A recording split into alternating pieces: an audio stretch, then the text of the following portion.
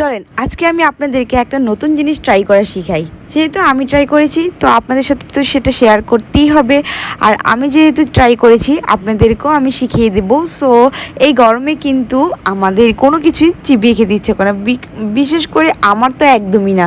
So ঘরে একটা mango বার ছিল, সো ভাবলাম সেটা দিয়ে কেন না একটা নতুন কিছু ট্রাই করি। সো কী আর ট্রাই করব, ঘরে যা যা ছিল সেটা দিয়ে কিন্তু একদম জুস বানিয়ে ফেললাম।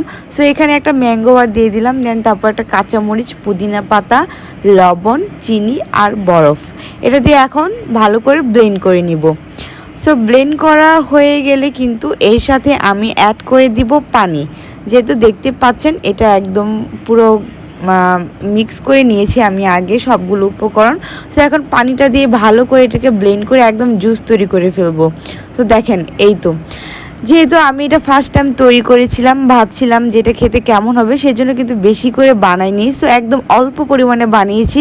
সো এটা ট্রাই করার পরে দেখলাম এত মজা ছিল। আসলে এটা আপনারা বাসায় একটু ট্রাই করে দেখবেন, খেতে কিন্তু ভীষণ মজা। আর এরকম ম্যাঙ্গো বার দিয়ে কি কেউ জুস ট্রাই করেছেন অবশ্যই আমাকে কমেন্ট করে জানাবেন। আর যদি ট্রাই না করে থাকেন অবশ্যই কিন্তু আমার এই ভিডিওটি দেখে আপনারা বাসায় বানিয়ে খাবেন। সো কেমন লাগলো ভিডিওটি অবশ্যই কমেন্ট করে জানাবেন, ভালো লাগলে লাইক কমেন্ট শেয়ার।